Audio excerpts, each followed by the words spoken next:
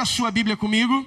1 Samuel capítulo 17, verso 1. Os filisteus reuniram seu exército para a batalha e acamparam em Éfes-Damim, entre Socó, em Judá, e Azeca.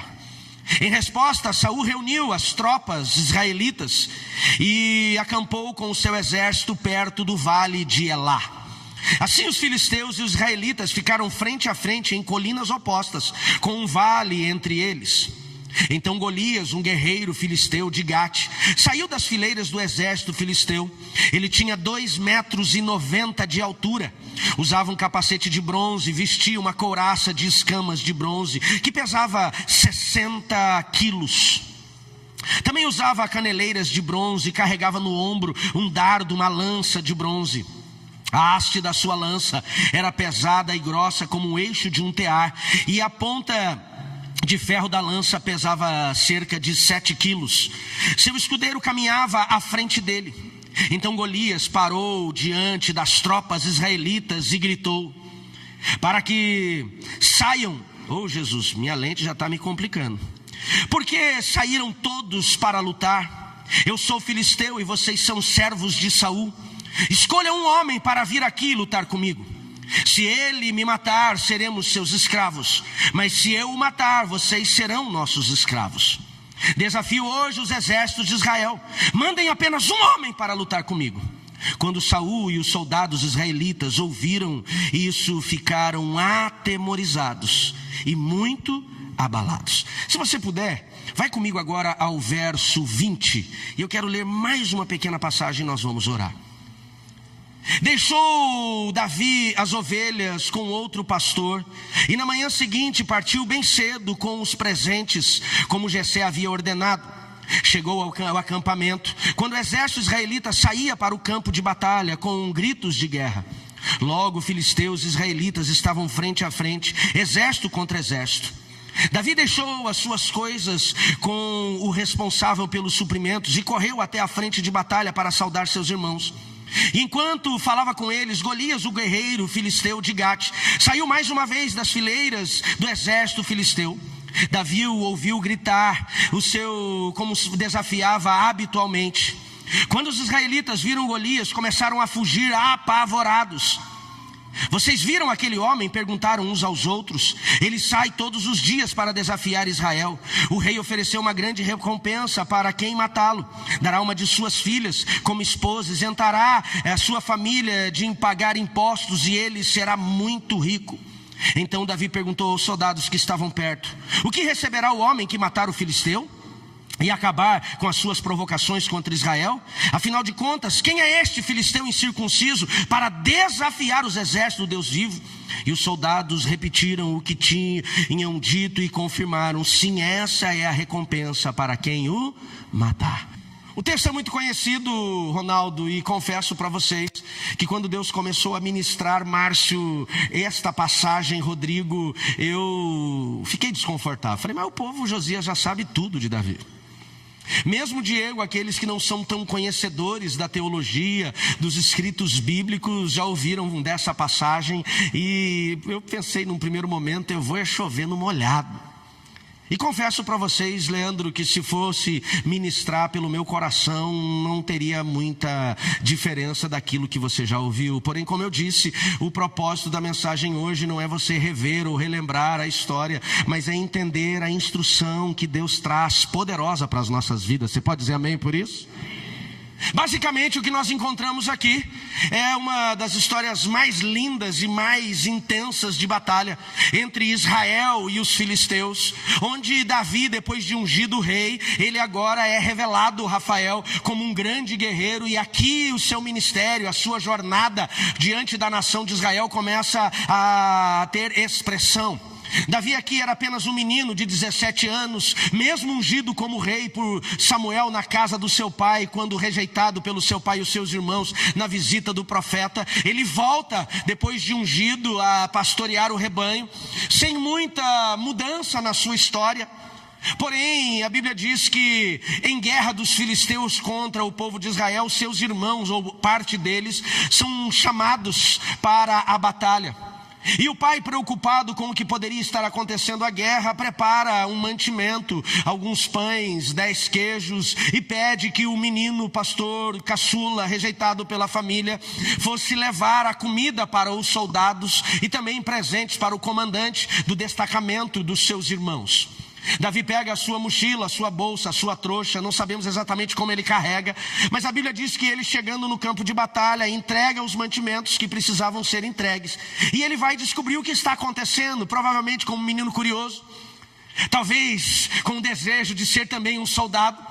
E quando ele chega diante do campo de batalha, ele começa a ouvir um filisteu, e este homem gigante, mais forte, mais preparado que todo o exército filisteu e também todo o exército de Israel, a Bíblia diz que ele saía todos os dias, durante 40 dias, Marlon, para afrontar, para provocar, desafiar, humilhar, oprimir o povo de Israel. E ele, quando saía pelas manhãs e às tardes, ele sempre dizia a mesma coisa: Fábio, tem homem aí? E ninguém falava, não. Ele dizia: mande um só. Para que guerrear? Para que gastar recursos? Porque flechas e espadas. Ele diz: um só. Encontre apenas um homem de Israel para lutar comigo. Se ele me vencer, nós serviremos vocês. Mas se nós vencermos, vocês serão nossos escravos. E o texto que lemos diz que quando ele desafiava, todos os soldados israelitas fugiam de medo. É interessante, Paulinho, que a Bíblia diz que quando Davi chegou, os soldados de Israel estavam fazendo o seu grito de guerra, provavelmente todas as manhãs, eles enfileiravam e tinham os seus gritos de guerra, a motivação, o tambor tocava, as trombetas tocavam, e aqueles caras empolgados, talvez batendo contra a espada, contra o seu escudo, e quando Golias desafia, a Bíblia diz que todos fugiam, não ficava um. Até que Davi, preocupado, angustiado, desconfortável com aquilo, ele diz: eu vou lutar. Davi, ele deveria ser o exemplo para todos nós. O problema é que muitas vezes nós não temos essa atitude ou esse coração de Davi. Antes de nós entendermos um pouco Davi e as suas respostas, eu quero avaliar um pouco o que simbolizam os filisteus, pastor Cláudio, e o que simboliza o gigante Golias. Os filisteus, eles são descendentes de Noé. Noé teve filhos, 2 deles têm figuras importantes ali, Sem, que acaba dando a genealogia, ele acaba gerando a dinastia de Abraão e a nação de Israel. E Noé também tem um segundo filho chamado Cã. E Cã, ele é aquele que, vendo a nudez do seu pai, tira sarro. Alguns dizem que ele toca a nudez do seu pai, inclusive, e ele acaba sendo amaldiçoado pelo seu pai. Então, quando nós avaliamos a história de Noé e da sua família, Sem dá a dinastia de Abraão, a nação de Israel, o povo escolhido, e Cã, ele dá a dinastia para alguns povos. Entre eles, nós vamos encontrar os filisteus. Ele tem um filho chamado Misraim, e Misraim acaba sendo o pai dos filisteus. Eles também eram semitas, mas não tinham aliança com Deus. Uma das principais características dos filisteus é que eles se tornaram inimigos veementes de Israel. As características deles eram um povo bárbaro, violento, idólatra, fortes fisicamente, com uma influência cultural maligna e muito religiosa, e eles tinham uma inimizade de provocação e batalhas com Israel há muito tempo. Nós vamos encontrar os filisteus oprimindo Israel no tempo de Saul. Nós encontramos os filisteus sendo inimigos de Israel no tempo de Sansão, lá atrás. Depois vemos contra Saul, vemos contra Davi, e eles continuam em vários momentos atacando Israel. Eles representam o próprio Satanás. Quando a Bíblia diz que Satanás, ele é o nosso inimigo, o nosso adversário, os filisteus, eles tipificam esse levante maligno. E os filisteus têm aqui nessa batalha um homem especial chamado Golias. Como eu já falei, de alta estatura, forte, habilidoso, guerreiro e extremamente provocador. O que Golias tipifica na minha e na sua vida?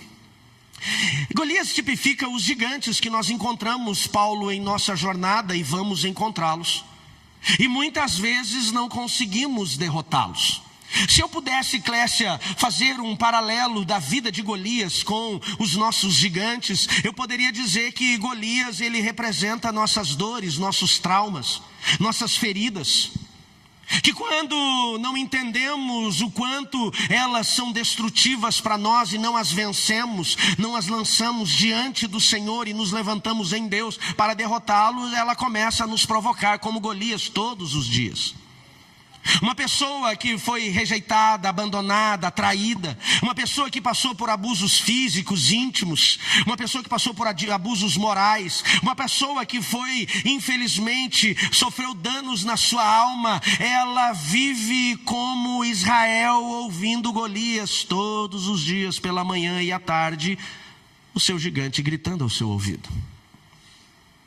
Golias também, Luciano, ele vai representar as nossas fraquezas, os nossos pecados, as nossas falhas. Muitos de nós estamos sendo provocados, muitos de nós estamos sendo oprimidos e humilhados pelos erros que cometemos e não damos conta que se não nos levantarmos contra eles, seremos destruídos. Uma das grandes pandemias que o mundo vive hoje não é o Covid, o H1N1 ou qualquer outra doença que possa vir da China. Uma das maiores pandemias que tem destruído a humanidade chama-se imoralidade. E ela tem destruído a moral e os valores da sociedade e não estamos dando conta. Segundo pesquisas americanas, menos os homens da Nova Aliança, diga amém. 80% dos homens no mundo, menos os homens santos e crentes desta igreja, diga amém de novo. Nossa, diminuiu o amém até dos homens. 80% dos homens no mundo consomem algum tipo de imoralidade virtual. Quando eu falo isso, você entende o que é? Sim ou não? A mulherada já olha e fala assim: safado, sem vergonha. Mas a mesma pesquisa diz que 61% das mulheres no mundo também consomem. É assustador. Eu não estou falando assim de um deslize, eu não estou falando de uma postagem que passou, eu estou falando de consumir sistematicamente, continuamente, estruturadamente. E nós não damos conta que isso é uma doença e para muitos tem se tornado vício.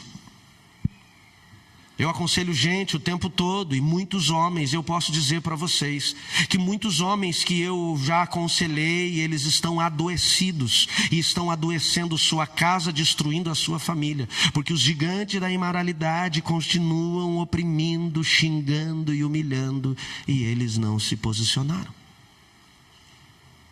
Quando falamos de Golias e fraquezas, Josias, nós não podemos esquecer a mentira. É assustador como o mundo está sendo construído em cima de mentira. Hoje nós damos até um nome bonito para mentira: fake news. É um nome diferente. E a mentira, ela está se alastrando em todas as áreas da sociedade, começando de cima, sustentando corrupções, sustentando injustiças. E quando nós vemos as fake news, nós não conseguimos talvez entender que a fake news nada mais, nada menos é do que uma ferramenta de Satanás, já que ele é o pai da mentira. E o problema não está nas fake news, nas redes sociais, o problema está na mentira que é declarada todos os dias para o cliente, é declarada no casamento, é declarada para o pai, para a mãe. São Golias que estão nos destruindo e nós não estamos atentando. Golias, ele não tipifica apenas nossos traumas, não tipifica apenas o pecado da imoralidade, da mentira, mas também vai falar da falta de integridade.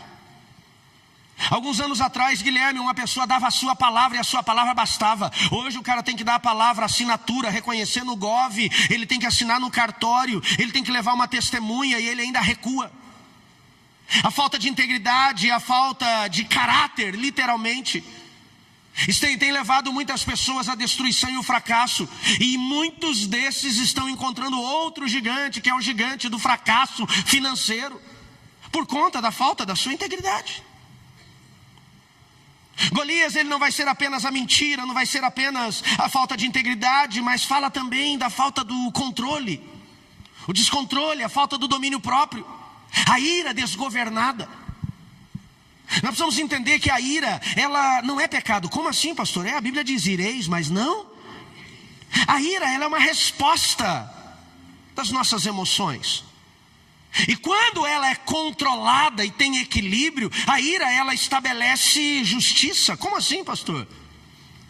Se você não fica irado com uma situação que você vê injusta, você não se levanta para consertar. O problema não está na ira, o problema está no pecado que ela gera do descontrole. Quem está me entendendo, diga amém. E cada vez mais nós estamos vendo as pessoas descontroladas, como um namorado que soca a sua namorada 60 vezes. É assustador. Ou um marido que joga a sua esposa da janela do 5º andar e volta a buscar o corpo.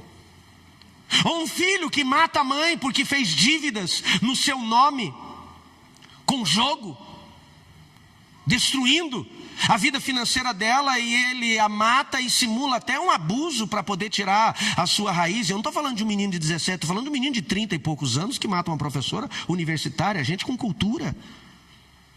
O que está acontecendo com o mundo? São gigantes que nós não estamos dando conta, nós estamos prestando atenção e estamos sendo derrotados por eles. Golias, ele também tipifica, a pastora Bruna, os vícios, as compulsões. Tudo aquilo que você não vencer vai te derrotar. Todo Golias que você não colocar no chão, ele vai te colocar no chão. O problema é como nós estamos respondendo aos gigantes da nossa jornada. Todos nós aqui temos gigantes, carioca. Todos nós. Quando nós falamos de ataques, de opressões, de provocações de Golias, ele de um lado do vale, Israel do outro lado, nós vamos encontrar, ouvindo as suas provocações, 3 grupos de pessoas. Eu creio que elas representam, Tiago, muitos de nós aqui. Enquanto Golias, manhã e noite, ele se levantava dizendo: tem homem aí, manda apenas um, só um. E a Bíblia diz que todos, Adriana, ficavam desesperados quando ele saía. 3 grupos de ego estavam ali. A pergunta é: quem nós somos, Orlando, nesses 3 grupos? O primeiro grupo de ego eram os soldados israelitas. Os soldados israelitas foram chamados para a guerra, alistados, preparados, armados, saíam todos os dias para o seu grito de guerra. Mas quando Golias os desafiava, a Bíblia diz que eles fugiam. Os soldados, eles representam as pessoas que estão na guerra, mas estão com medo de enfrentar os seus inimigos. São pessoas que estão na batalha, mas elas estão se escondendo dos seus gigantes, estão se escondendo dos seus Golias. São pessoas que estão todos os dias sendo desafiadas pelo seu pecado, sendo desafiadas pelas suas dores, sendo desafiados pelos seus vícios, sendo atacados e oprimidos pelos seus Golias, mas eles estão quietos, acovardados, escondidos atrás das suas tendas, das suas barracas, esperando que em algum momento o gigante vá embora. 40 dias eles estavam ouvindo aquele homem desafiá-los, Rodrigo, e durante 40 dias aqueles homens estavam se escondendo, estavam fugindo. Isso tipifica pessoas, Luísa, que têm gigantes, mas elas fogem de resolver, elas fogem da cura, elas fogem do confronto, elas fogem do posicionamento. Entenda, fugir do seu gigante não vai te trazer cura na alma.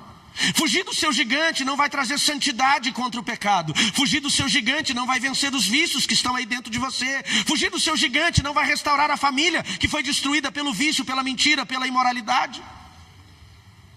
Nós vivemos em um tempo onde a igreja, ela vem, levanta suas mãos e declara: foi na cruz que o seu sangue derramou por mim. Mas ele não está fazendo mais nada depois que o sangue foi derramado. Ele não tem se posicionado. É um evangelho onde entra a semana, domingo, e sai domingo, e as pessoas continuam do mesmo jeito, esperando que em algum momento o gigante vá embora. E daí o gigante só vai embora quando nós entramos em guerra. Quem entende, diga amém.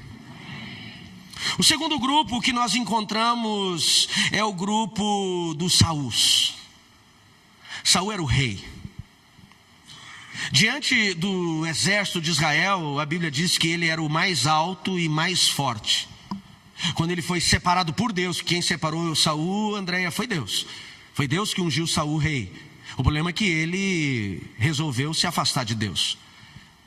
Ele era o mais alto de todos os jovens da sua época. Sua cabeça se sobressaía da cabeça dos outros. Provavelmente eles davam todos até a altura do seu pescoço. Ele era o cara mais preparado, ou deveria ser, como rei, como um homem alto e habilidoso de guerra, há muitos anos lutando. Ele deveria ser o homem mais preparado, Luiz, para vencer Golias. Mas o que Saul faz? Saul é o grupo de pessoas que coloca os outros para lutar a sua guerra. Ele chama todo o exército: vem cá, todo mundo. Quem for lutar com Golias, casa com a minha filha, fica rico e não paga imposto. É aquele tipo de gente que o Golias está bradando todo dia: o Golias do vício, o Golias do pecado, o Golias do trauma, o Golias das suas falências, dos seus fracassos financeiros. Todo dia está gritando, e ele está procurando alguém para colocar no lugar. Pastor Cláudio, guerreia a minha guerra por mim. Meu Golias está gritando. Pastora Vanessa, ora por mim. Faz uma oração aí, pastora, daquelas orações assim de intercessão, de batalha. Ele vem para o mapeamento, mas ele não faz a parte dele. Ele quer que o mapeador faça a parte dele. É aquele cara que ele vem para o mapeamento, ele não lê a Bíblia. Nossa, é difícil. Ele vem para o mapeamento, pastor Ronaldo, ele não faz meditação, ele não tem oração, ele não se posiciona, mas ele quer ser liberto. Sabe o que é isso? São os Saús que estão chamando Davi para lutar suas guerras.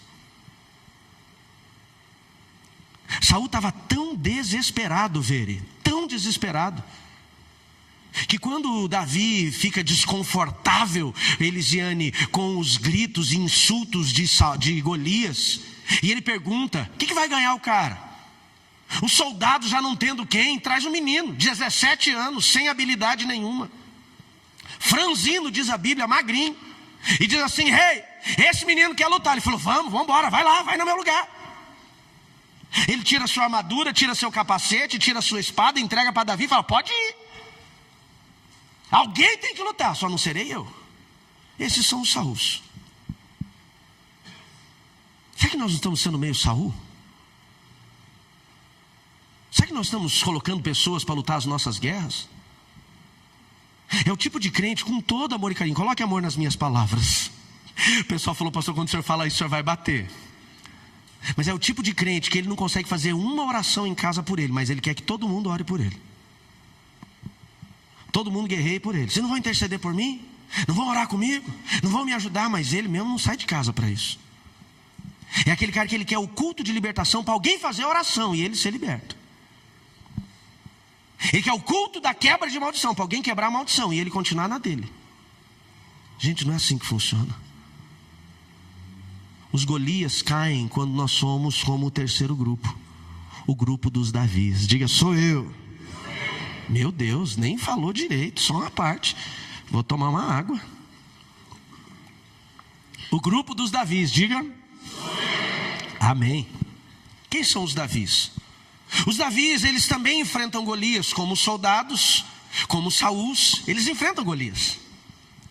Mas a diferença de Davi e os soldados de Davi e Saul é que enquanto os soldados se escondem, enquanto os Saús, eles colocam alguém para guerrear a sua batalha, Davi é aquele que ouve os insultos, as provocações, os ataques do Golias, e o que ele faz? Ele se posiciona, ele decide: ninguém vai lutar? Eu vou.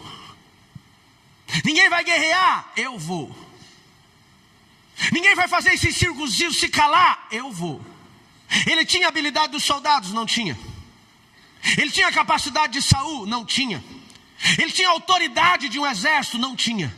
Mas ele tinha uma coisa que nenhum deles tinha: disposição e dependência de Deus. Eu sei que tem coisas que nós não vamos conseguir vencer sozinhos.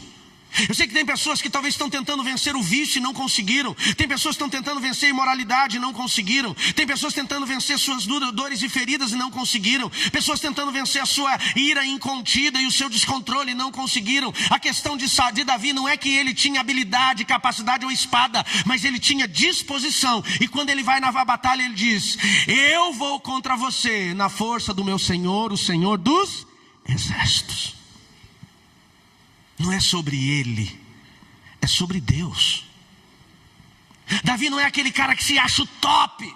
O cara fala, não, eu aconteço. Não, ele conhecia o Deus que era top, amém, queridos? Aos olhos do povo de Israel, Golias era gigante. Aos olhos de Deus, Golias não era nada. É isso que nós precisamos entender. Nós só conseguiremos vencer quando nós estivermos dispostos a nos posicionar como Davi. Por isso que eu falei que o Senhor revelou através do Espírito Santo ao meu espírito que essa noite será uma noite de divisor de águas. Porque algumas pessoas vão ouvir e continuarão se escondendo. Outras pessoas vão ouvir e continuarão colocando os outros no seu lugar. Mas os Davis vão ouvir e vão se posicionar. E os gigantes a partir de hoje vão começar a cair. Diga amém. Deus já tinha feito a parte dele, a derrota iria acontecer se eles agissem. O problema é que muitos de nós não estamos agindo. Muitos de nós estamos apavorados, sem nenhum tipo de posicionamento. Como eu disse, Ju, tem coisas que nós não vamos vencer sozinhos. Mas quando nós, como Davi, nos rendemos a Ele, a Deus, nos posicionamos em Deus. Verso 45, Davi responde. O texto, coloca para mim, Emílio, só o verso 45, por gentileza. Diz assim: e Davi respondeu ao filisteu: você vem a mim com uma espada, com uma lança e um dardo, mas eu vou enfrentá-lo em nome do Senhor dos Exércitos, o Deus de Israel, que você desafiou. Não é sobre a nossa força, não é sobre a nossa espada, não é sobre a nossa habilidade, é sobre Deus. E é exatamente aqui, Arildo, que nós vamos começar a viver as vitórias. Quando nós entendemos o papel do Golias, quando nós entendemos quem somos nessa batalha, e se somos como Davi, nós precisamos entender que o gigante que você não derrota vai te derrotar. O Golias que você não derruba, ele vai te derrubar.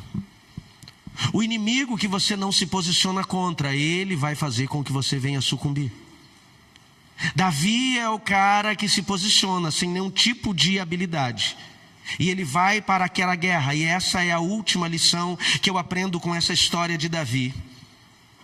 Quando ele vai para a guerra, ele faz uma pergunta. E Davi perguntou aos soldados que estavam perto: o que receberá o homem que matar o gigante filisteu e acabar com essas provocações? Afinal de contas, quem é esse filisteu incircunciso que desafia o exército do Senhor dos Exércitos?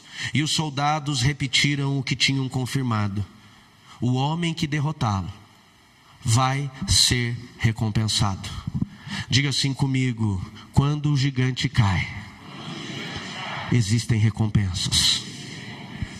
A primeira recompensa que fica claro no texto, e Davi, quando vence, pastor Anderson recebe, é a recompensa da sua liberdade, da sua vitória que lhe dá condições de não ser destruído. Quando, Fabi, eu venço os Golias do trauma, os Golias das dores, os Golias do pecado, os Golias da imoralidade, quando eu venço o Golias do vício, quando eu venço o Golias do fracasso financeiro, a primeira coisa que eu vou receber é a oportunidade de não ser destruído, porque o tema dessa mensagem é exatamente essa: o Golias que eu não derroto vai me derrotar. Quando ele derruba Golias, ele está trazendo liberdade para ele, porque se ele não vencesse o Golias, pelo contrário, Golias vencesse Israel, ele também seria destruído. Porque quando Golias vencesse o soldado que lutasse com ele, os soldados posicionar contra esses Golias, para que não venhamos ser destruídos. É engraçado que Davi, quando ele vai para a batalha, Saul desesperado veste a sua armadura, como eu já disse, veste o seu capacete, entrega a sua espada, e o texto bíblico diz no capítulo 17 que Davi não conseguiu andar, porque não era a armadura dele, não foi preparada para ele, ele se sente imóvel, ele fica travado. Então ele tira a armadura. Por quê? Porque não adianta você tentar vencer os seus gigantes com a armadura de homens, dos outros. Olha que interessante, Davi, ele tira a armadura de Saul. Ele diz: não posso, Joelma, lutar com essa armadura.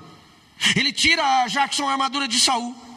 Ele pega a sua funda, uma espécie de um estilingue. Milson, ele agarra 5 pedrinhas dentro de um riacho, coloca na sua funda e ele vai. Uma lição importante quando você está disposto a vencer os seus gigantes. Não foi o gigante Golias que veio até Davi. Quem foi até ele foi Davi. Porque o gigante, na verdade, ele quer te oprimir todos os dias, até ele te derrotar. Quem vai ter que se posicionar vai ser você. Amém, queridos? Davi lança a pedra, mas é Deus que coloca o gigante no chão. Você só precisa se posicionar. Porque o gigante que você não derrota vai te derrotar. O Golias que você não derrubar diante de Deus, posicionado em Deus, ele vai te derrubar. Então a primeira recompensa que Davi tem quando ele levanta naquela batalha é a recompensa da sua liberdade. É a recompensa dele não ser destruído. Quantas pessoas não estão se levantando contra o gigante da imoralidade e o seu casamento está morrendo? Quantas pessoas não estão levantando contra o gigante do vício e a sua família está morrendo? Quantas pessoas não estão levantando contra o gigante da mentira e a sua vida profissional está morrendo? Pessoas que estão aqui nesta noite e têm dito: pastor, as portas não estão se abrindo na minha vida profissional, as coisas não estão acontecendo na minha vida profissional. Será que não é por conta de todas as mentiras e de todas as coisas erradas que você fez no passado na tua vida profissional? Quantas pessoas hoje não se levantaram contra o seu Golias do vício? Estão vendo hoje seus filhos sucumbindo por ele, porque o pai bebe e o filho vai para a cocaína. O pai é viciado no tabagismo, o filho vai para o crack. O pai é viciado na imoralidade virtual, o filho vive a prostituição. Porque o gigante que eu não derroto vai me derrotar. E muitos estão vendo vida financeira morrendo, muitos estão vendo casamento morrendo, muitos estão vendo saúde morrendo. Por quê? Porque não se posicionaram em Deus. A segunda recompensa que Davi ganha, verso 4, verso 8 diz assim: e Golias parou e gritou para todas as tropas israelitas: por que saíram todos para lutar? Eu sou filisteu e vocês são servos de Saul. Escolha um homem para vir aqui lutar comigo. Se ele me matar, seremos seus escravos. Mas se eu o matar, vocês e suas famílias serão nossos escravos. O gigante que eu não derroto vai escravizar a minha casa. Marcelo, o gigante que eu não venço vai vencer os meus filhos. Enquanto o nosso pecado da mentira tem destruído nossa casa, nossa vida profissional e a vida profissional dos nossos filhos. Pastor, maldição hereditária é perseguição de demônios familiares, Carol, que estão destruindo a nossa casa, e nós estamos dizendo: Deus quis. Pior coisa, Elza, é aquela pessoa que diz assim: é porque Deus permitiu. Não é que Deus permitiu, é você que abriu a porta para o inimigo entrar. E é você que tem que fechar. Terceira recompensa. Primeira recompensa, quando Davi se levanta contra Golias, ele tem liberdade, ele não é destruído. Segunda recompensa, quando Davi se levanta contra Golias, a família dele é protegida. A família dele não vai ser escravizada pelos filisteus.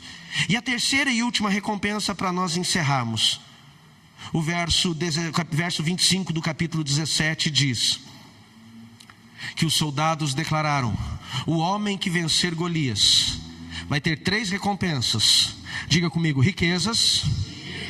Diga: casa com a filha do rei. E não paga impostos. Para mim, só não pagar imposto já estava bom. É ou não é? Não tinha, só de imposto o cara já fica rico.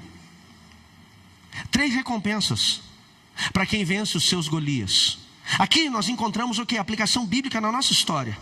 Quando eu e você nos posicionamos em Deus contra os nossos Golias, nós vamos viver provisão e prosperidade. Diga amém.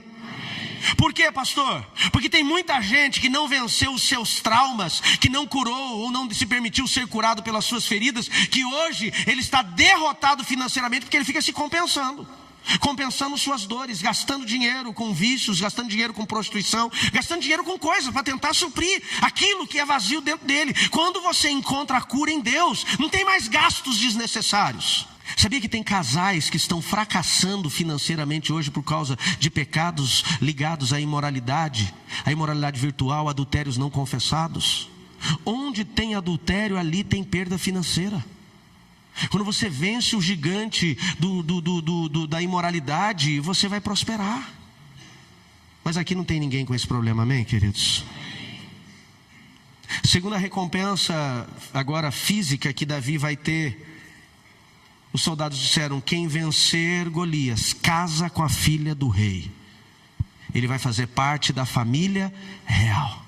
A primeira recompensa é financeira, a segunda recompensa é para a tua família. Um casamento, uma família real fala de uma família que tem proteção. Uma família real fala de uma família que tem provisão. Uma família real fala de uma família que tem autoridade. Quem está me entendendo, diga amém. Diga comigo: proteção, provisão, autoridade. Essa era a família real. A partir do momento em que Davi venceu Golias, agora ele tinha provisão, sentava e comia na mesa do rei. Ele tinha proteção, os soldados agora estavam com ele onde ele ia. E ele tinha autoridade, agora ele era genro do rei. Tua casa, tua família é abençoada quando os gigantes são colocados no chão, amém, queridos? Terceira e última recompensa física diz: ele e sua família nunca mais pagarão impostos. Isso fala do que, pastor? Bênção para casa. Bênção financeira, bênção para a família e bênção para casa. A casa não vai ter perda, a casa não vai ter prejuízo, a casa não vai ter fracasso. Mas isso é quando nos posicionamos. Vamos colocar de pé, por gentileza.